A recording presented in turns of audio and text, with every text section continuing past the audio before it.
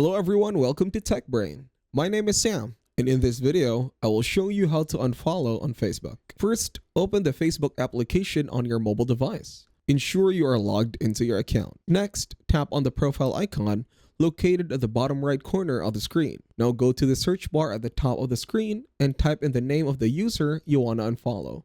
Select their profile from the search results. On their profile page, you will see a button labeled Following. Tap on this button.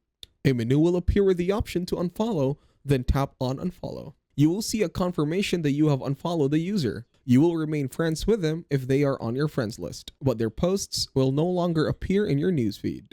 To unfollow multiple friends, go back to the main menu and select Friends from the menu. Then tap on your friends. This will display a list of all your friends. To unfollow a friend from this list, tap on the three dots next to their name. From the options that appear, tap on Unfollow. You will no longer see their posts in your newsfeed, but you will remain friends. Repeat this process for any other friends you wish to unfollow. That is it. Thank you very much for watching. Make sure to leave a like and subscribe to our channel. Have a nice day.